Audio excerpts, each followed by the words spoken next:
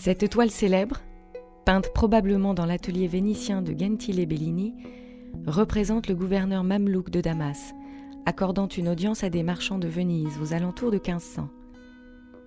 La description très exacte de Damas, en arrière-plan, laisse à penser que le peintre possédait des documents de première main.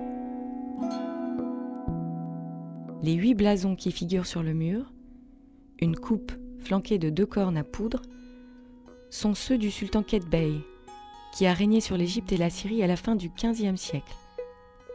Mais la date d'achèvement de l'œuvre, 1511, inscrite sous le cavalier, situe plutôt cette ambassade sous le règne du sultan Kansu al-Ghori.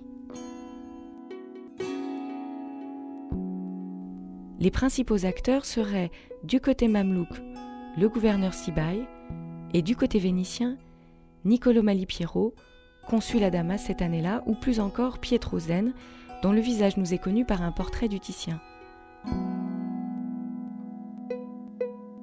Ce grand seigneur, qui tombera en disgrâce auprès des Mamelouks pour avoir intrigué avec le Shah de Perse, avait remis ses lettres d'accréditation au gouverneur de Damas en 1508.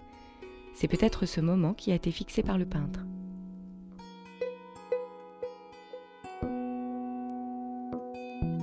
L'ambassade a lieu en plein air, dans une cour dont le mur d'enceinte est interrompu par un iwan, un pavillon ouvert d'un seul côté.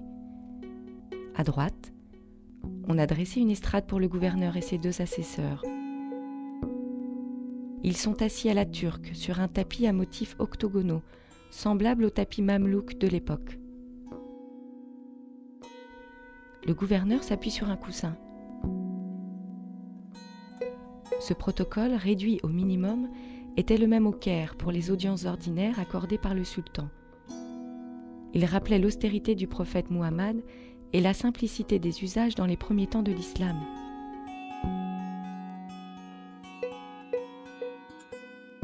Toutefois, le gouverneur porte un curieux turban.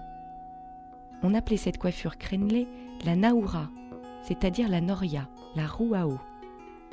Seul le sultan et certains émirs étaient en droit de la porter. Elle imitait la couronne des rois sassanides.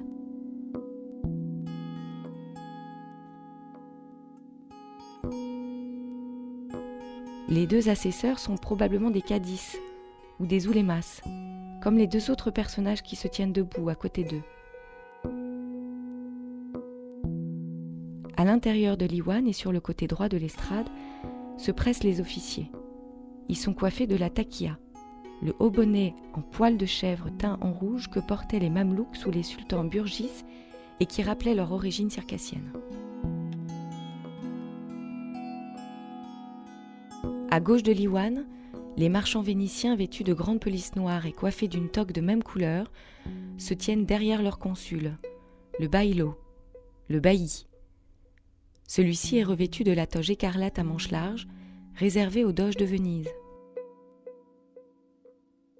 Face à lui, le gouverneur, qui écoute l'interprète protocolaire, tient en main les lettres d'accréditation.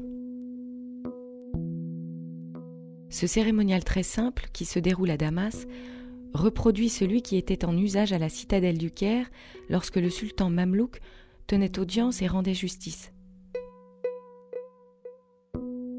Il ne s'agit pas d'un apparat ostentatoire comme celui qui fut déployé à Bagdad ou à Cordoue à l'époque des califes pour recevoir les ambassadeurs byzantins. On est ici entre gens qui se connaissent. Sous le règne de Kansu al-Ghori, les Mamelouks avaient resserré les liens avec Venise pour contrecarrer les Portugais. De leur côté, les Vénitiens se rendaient volontiers à Damas, dont ils aimaient la sûreté.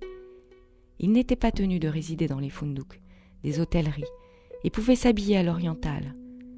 Cette simplicité est confortée par l'animation bon enfant qui règne dans la partie gauche de la cour.